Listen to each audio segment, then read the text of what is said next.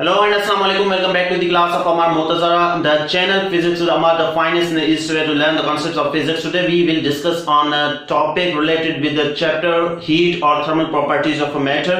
और ये जो है वो टॉपिक्स क्या है कि छोटी छोटी टॉपिक्स हैं, बड़ा बड़ा काम दिखाती हैं। जब आप कोई मतलब बीएससी या एमएससी का जो स्टूडेंट है वो जब चीजें पढ़ता है तो उनमें ये चीजें मतलब आती हैं। अगर ये चीजें इनका आपको पता नहीं होगा तो आप क्या करेंगे, आप फर्स्ट ईयर विंटर के जो बुक्स हैं वो उठा के फिर पहले ये कॉन्सेप्ट्स क्लियर करेंगे, फिर उसके बाद जो है वो आप बड़ी लेवल तक जो है वो पढ़ेंगे। क्योंकि अगर आपने बिना कॉन्सेप्ट के ये चीजें स्किप करके आप वो चीजें पढ़ ली तो आपको बिल्कुल भी वो नहीं आएगा कॉन्सेप्ट जो कि आपको रिक्वायर्ड होगा। ठीक है, तो today we are going to discuss on important topic. और वो इंपॉर्टेंट टॉपिक ऐसी है, कुछ मैं आपको बैकग्राउंड देता हूं पहले कि अगर मेरे पास कोई मैटर है, ठीक है, अब मैटर है वो अपनी स्टेट को चेंज कर लेता है।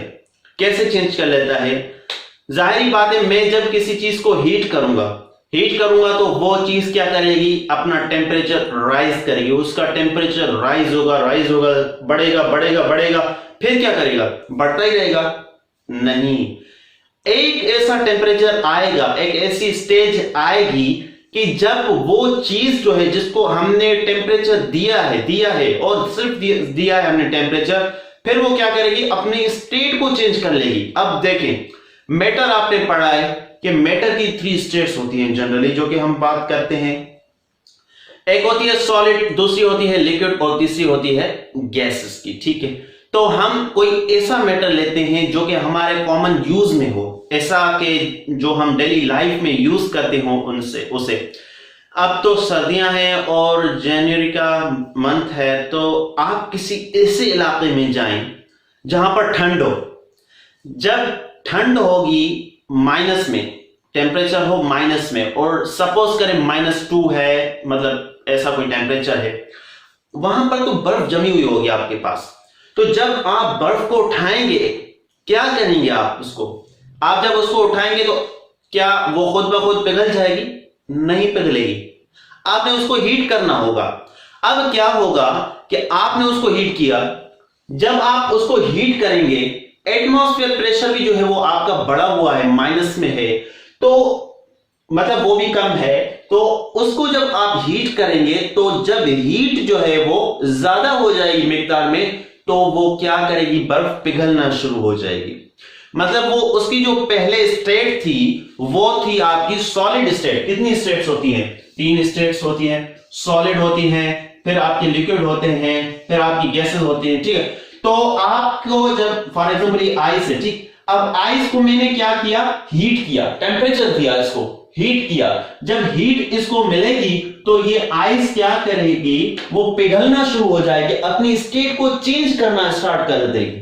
समझ आ रही है ना बात, कि जब हम इसको हीट करेंगे फिर ये आइस एक्चुअली उस टेम्परेचर पर जा पहुंचेगी कि वो इससे खुद को क्या करेगी, रिलेट करेगी, वो हीट की वजह से पिघल जाएगी और पिघल कर क्या करेगी, खुद को दूसरी स्टेट में चेंज करेगी। अब ये है लेटेंट हीट, इसको हम कहते हैं लेटेंट हीट। क्या वो चीज, वो हीट, वो छुपी हुई हीट जो एक स्टेट से दूसरे स्टेट में मैटर को कन्वर्ट कर देती है, एक स्टेट से दूसरे स्टेट में मैटर की फॉर्म मतलब चेंज कर देती है, उसकी स्टेट को चेंज कर देती है। ठीक है, अब यहां पर ये तो सॉलिड थी, आइस थी तो सॉलिड थी। अब यही जो है वो जब लिक्विड आग हमने हीट दे दी तो ये आ गई लिक्विड फॉर्म में, तो इसने क्या किया, असल में अपनी स्टेट को चेंज कर लिया, ये अब लिक्विड फॉर्म में आ गई, पहले ये सॉलिड फॉर्म में थी। अच्छा, अब इसको कंटिन्यूअसली ये हीट प्रोवाइड करते जाएं, फिर क्या करेंगे, क्या होगा कि ये जो पानी है अब ये गर्म होना शुरू हो जाएगा, इतना गर्म हो जाएगा कि आपका टेम्परेचर हो जाएगा 100 डिग्री सेंटीग्रेड। ठीक है, तो जब आपकी 100 सेंटीग्रेड तक ये पानी पहुंच जाएगा तो उसके बाद क्या होगा, एक वेपर्स उठना शुरू हो जाएंगे इस बर्तन में से, पानी में से। तो जब वो वेपर्स जो है वो क्या करेंगे, वो आपके बाहर खिला में हो जाएंगे, उठ जाएंगे। जब वो उठ जाएंगे तो आपको क्या मिलेगा एट द एंड, यहां पर पानी खत्म हो जाएगा, पानी नहीं मिलेगा आपको। फिर क्या मिलेगा आपको? कुछ नहीं मिलेगा। मतलब सारी चीजों से आप हाथ धो बैठेंगे अगर ऐसे ही आपने हीट इसको प्रोवाइड की तो। अब यहां पर ये जो पानी था वो कहां गया? इसने अपनी स्टेट चेंज कर ली due to high temperature, due to high, आपने क्या किया? हीट हाई दे दी, ज्यादा दे दी, और ये कंटिन्यूसली हीट उसको जो है वो प्रोवाइड करते रहा। अब यह क्या हुआ कि यहां से जो ये लिक्विड वाली स्टेज थी इसकी वो चेंज हो गई गैस में वेपर्स में। ये जो होते हैं पानी वेपर्स की फॉर्म में ऊपर जाता है, ठीक है। तो इस छुपी हुई हीट को आप कहते हैं क्या? क्या कहते हैं आप इसे? लेटेंट हीट कहते हैं। अच्छा, जो पहले था यहां पर कि जब आपकी आइस थी उसके बाद आपने इसको हीट प्रोवाइड की तो उसके बाद ये हो गया पानी। जब पानी हो गया वो हीट, एनर्जी और heat required to convert solid into liquid.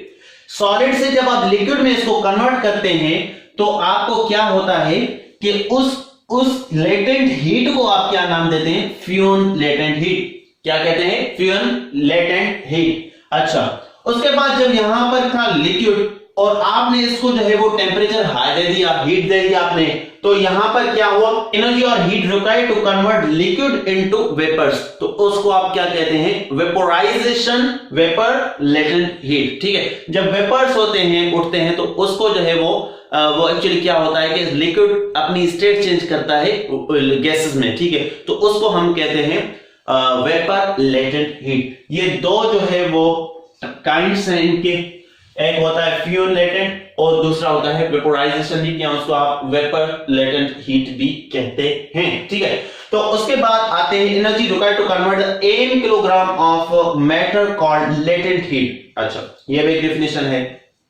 कैसे कि अच्छा, मैं आपको इससे पहले एक एग्जांपल देता हूं। मैं एक लेता हूं आइस जो कि है 5 kg की, और दूसरी लेता हूं जो है आपकी 15 kg की, और तीसरी लेता हूं जो है आपकी 50 kg की।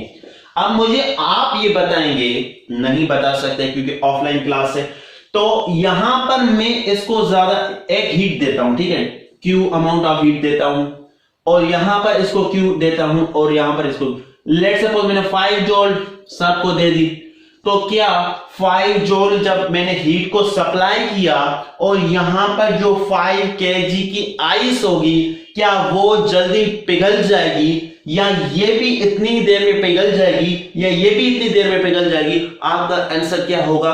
कहेंगे नहीं सर, ये जो है वो जल्दी पिघल जाएगी और ये जल्दी अपनी स्टेट्स को चेंज करती चलेगी, क्योंकि यहां पर जो इसमें कंटेंट मतलब जो अमाउंट है वो कम है। जब अमाउंट कम होगा तो हीट भी क्या होगी?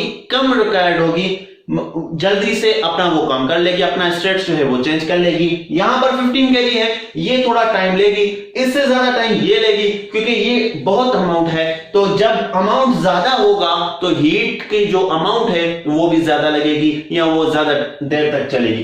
तो ये वो बात कर रहा है कि एनर्जी जो रिक्वायर्ड है to convert M kilogram, suppose कर ये एम किलोग्राम है, 5 किलोग्राम, ठीक है, यहां पर 15 है, ये हमें नहीं पता, जितनी भी हो एम किलोग्राम, कोई भी हमारा जो है स्पेसिफिक नहीं है कि इतना किलोग्राम, एम किलोग्राम जितनी भी होगी, M kilogram of matter called latent heat, क्योंकि एम किलोग्राम को जब वो क्या करेगी, जब वो उसकी स्टेट को चेंज कर लेगी, उसको कहते हैं हम लेटेंट हीट। ये तो नहीं कह सकते ना कि अब यहां पर 5 जूल की वजह से इसने स्टेट चेंज कर ली और यहां पर नहीं की इसने स्टेट, क्योंकि हम कहेंगे नहीं, इसकी वजह से जो है वो यहां पर भी चेंज हो जाए, क्योंकि 5 जूल यहां पर भी चेंज हुई है तो यहां पर भी हो जाए, नहीं होगा ऐसा, क्योंकि अमाउंट जो है वो डिफरेंट है। जब अमाउंट डिफरेंट होगी तो डिफरेंट जो है वो हीट चाहिए होगी, ज्यादा हीट चाहिए होगी इसको जो है वो अदर फॉर्म में, अदर स्टेट में चेंज करने के लिए।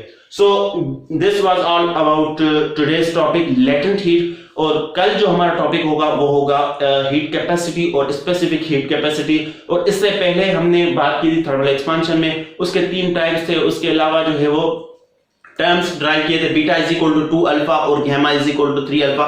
अगर आपने वो वीडियो मिस की है पहली वाली तो आप उन्हें जरूर देख लीजिए, और मिलते हैं नेक्स्ट वीडियो में। तब तक अपना बहुत सारा ख्याल रखिएगा। अल्लाह हाफिज।